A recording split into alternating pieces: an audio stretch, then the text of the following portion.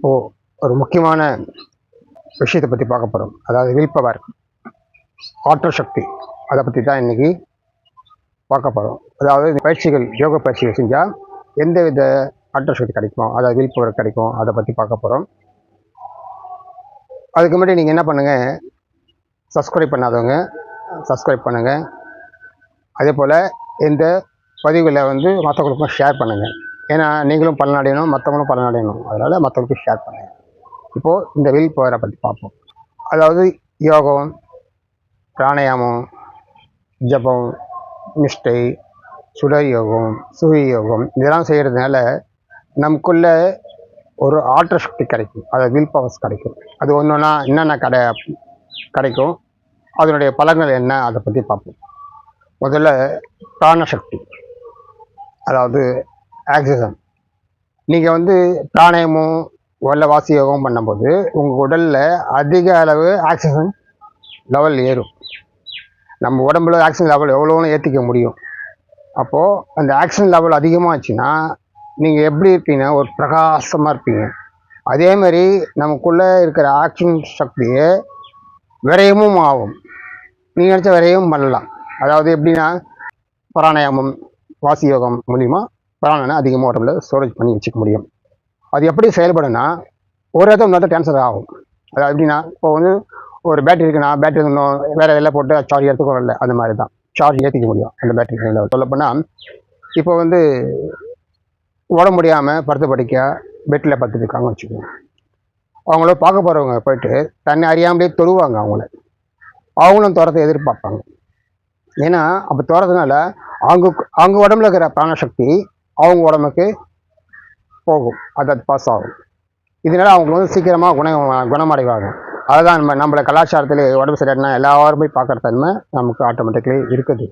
அதில் தான் எல்லோரும் பார்த்து தொட்டு சில பேர் தடை கொடுப்பாங்க. அப்படின்னும் போது அவங்களுடைய பிராணசக்தியை அவங்களுக்கு அறியாமலேயே அவங்க மேலே செலுத்துகிறாங்க.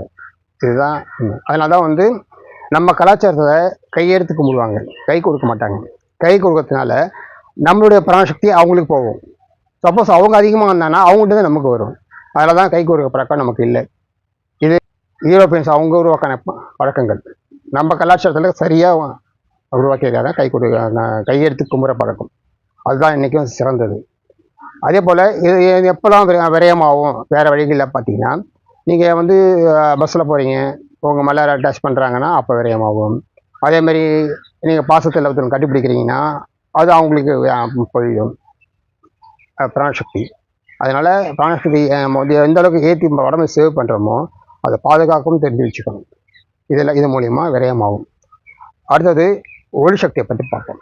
இப்போ ஒளி சக்தின்றது எப்படின்னா பிரகாசமாக இருக்கும். அதாவது 1000 பேர் இருந்தாலும் நீங்கள் பேச்சிருக்கிறீங்கள உங்களுடைய முகம் மட்டும் பளிச்சுன்னு தனியாக தெரியும்.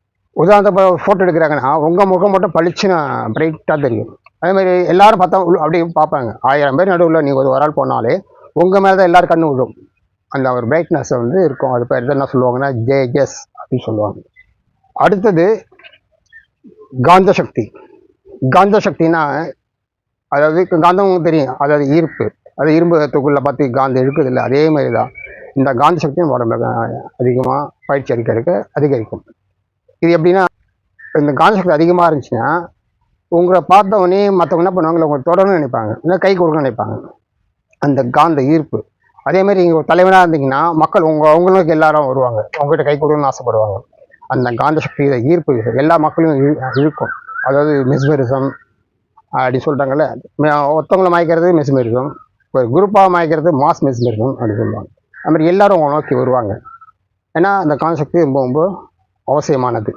அதனால இந்த பயிற்சி மேலே இந்த காந்த சக்தியும் கிடைக்கும். அப்புறம் மின்சார சக்தி, அதாவது எலக்ட்ரிக் ஷாக் அதில் சொல்கிறாங்களே, அது மாதிரி நீங்கள் அதிகமாக பயிற்சி எடுத்தீங்கன்னா உங்கள் மேலே காந்த புலங்கள் அதிகமாக இருக்கும். அதாவது மின்சார சக்திக்கு அதிகமாக வரும்.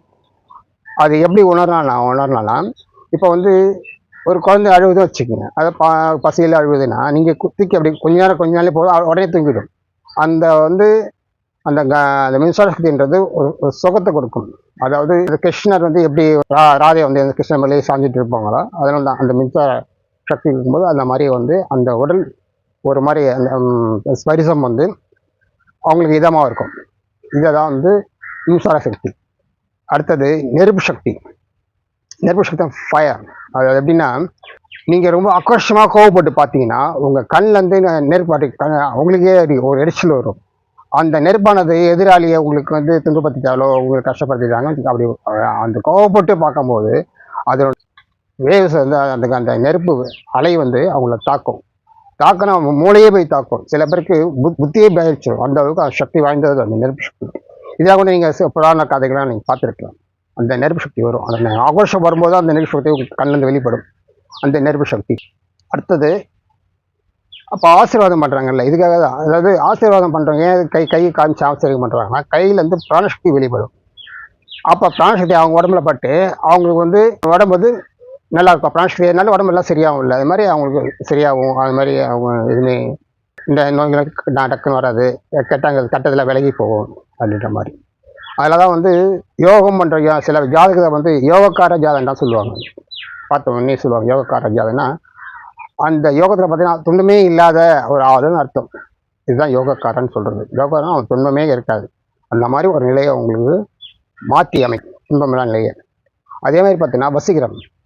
வசீகரம் வந்து எப்படின்னா உங்களை பார்த்தா எல்லாருக்கும் பிடிக்கும். முகம் அப்படி அமைப்புகள் இருக்குது, அது மாதிரி ஒரு அழகு காந்த கண்கள் பார்க்கும்போது எல்லாருக்கும் பிடிக்கும், பார்த்தவொடனே பிடிக்கும். இந்த வசீகரம் வரும். இந்த வசீகரம் பார்த்தீங்கன்னா வந்து மிருகங்களும் உங்களை பார்த்தா பிடிக்கும்.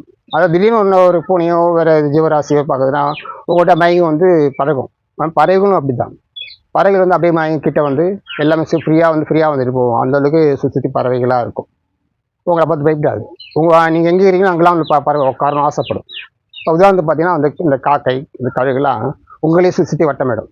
அது பயிற்சி எடுக்கும்போது எல்லாம் அனுபவிக்கலாம். அதெல்லாம் நீங்கள் அதுமாதிரி காக்கையெல்லாம் வந்து கிட்ட வந்து உட்காந்து உங்களை கொட்டு பார்க்கும். பறவைகளும் அப்படி தான், கிட்ட வந்து உட்காந்துட்டு உங்களை பார்த்துட்டு போகுங்க. இந்த மாதிரி பறவைகளுக்கும் பறவைகளையும் வசீகரம் பண்ணும். இதான் வசீகரம். ஒத்தங்களை வசீகரம் பண்ணுறது, பெரிய மாச வசீகரம் பண்ணுறது, இது யாருக்கெல்லாம் இது அவசியமான தலைவர்களுக்கு ரொம்ப முக்கியமானது. அதேமாதிரி பார்த்தீங்கன்னா வந்து யாருக்கெல்லாம் மக்கள் மத்தியில் இருக்காங்களோ அவங்களுக்கு ரொம்ப அவசியமானது அந்த வசீகரம் ரொம்ப அவசியமானது. இந்த வசீகர கலைகள்லாம் இந்த மாதிரி கிடைக்கும். அதுக்கப்புறம் ஸ்தம்பனம், அதை பற்றி பார்ப்போம். ஸ்தம்பனம்னா இப்போ யாராவது உங்களுக்கு திட்ட வராங்களோ இல்லை அடிக்க வராங்களோ இல்லை குடும்பத்திலே கூட டக்குனு தப்பு செஞ்சுருப்போம் உங்களை வந்து திட்டுன்னு நினைக்கிறாங்கன்னா அப்படி சொன்னால் நிற்பாங்க. எதுவுமே உங்கள்கிட்ட பேச முடியாது, அவங்க திட்ட முடியாது, அவங்க கண்டிக்க முடியாது, அப்படி சொன்னால் நிற்பாங்க. எதுவுமே அவங்களால செய்ய முடியாது. ஒரு பார்த்த பார்வையில் அந்த ஸ்தம்பனத்தன்மை வந்து உங்களுக்கு கண்டிப்பாக இந்த சக்தி கிடைக்கும். இதில் தான் வில் பவர் சொல்கிறது. இப்போ வந்து என்ன அலைகள்னா எப்படின்னா வந்து தாஸ் வேவ்ஸ் அப்படின்னு சொல்லலாம். தாஸ் வேவ்னா வந்து இப்போது வந்து தூரத்தில் இருக்காங்க, அவங்களுக்கு ஏதாவது சொல்லணும் அன்பாக நினச்சாங்கன்னா டக்குல அவங்கள வந்து பண்ண முடியும்.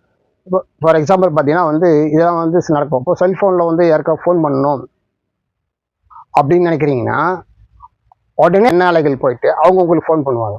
அப்படி இல்லாட்டினா அவங்க நினைக்கும் போது உங்களுக்கு அவங்க நினைப்ப வந்து உடனே நீங்கள் ஃபோன் பண்ணி நினைப்பீங்க. இதெல்லாம் வந்து பயிற்சி எடுக்கும்போது இதெல்லாம் கொஞ்ச நாள்லேயே இதெல்லாம் அனுபவிக்க முடியும். இதுதான் கத்தாஸ். அது மாதிரி இங்கே ரொம்ப தூரத்தை கண்ட்ரோல் பண்ண அந்தளவுக்கு பண்ண முடியாது. அந்த காலத்தில் பண்ணியிருக்காங்க. அந்த காலத்தில் வந்து இங்கேருந்து அங்கே பண்ணுவாங்க. அதாவது டெலிபதி அப்படின்னா குரு வந்து ஒரு இடத்துல இருப்பார், சூரிய ஒரு இடத்துல இருப்பான், இங்கேருந்து அவர் சொல்லிக் கொடுப்பாங்க அப்படின்னு புராண கதைகள்லாம் உண்டு. இதுவும் நீங்கள் வாழ்க்கையில் அனுபவிக்க முடியும்.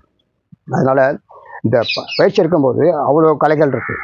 அதனால் இந்த பயிற்சிலாம் எடுத்து இந்த சக்திலாம் பெற முடியும். ஏதோ பிறந்தோம், வாழ்ந்தோம், படித்தோம், வேலைக்கு போனோம், கல்யாணம் பண்ணோம், குழந்தை பெற்றுக்கிட்டோம், திருப்பி அவங்கள படிக்க வச்சோம், திருப்பி அதுங்கள இன்பம் துன்பம் கஷ்டங்கள் நஷ்டங்கள் தோல்விகள் செஞ்சிச்சோம், திருப்பி இது வாழ்க்கை இல்லை. இதுதான் சக்தியாக வேறு என்ன இப்போ வழிமுறைகளோ அதை செஞ்சு நீங்களும் ஒரு மாமனிதனாக வாழ கற்றுக்குங்க. அதாவது துன்பம் இல்லாத தோல்வி இல்லாத வாழ்க்கை, இன்பமான ஆனந்தமயமான அன்புமயமான வாழ்க்கை வாழ பழகிக்கணும். நன்றி, வணக்கம்.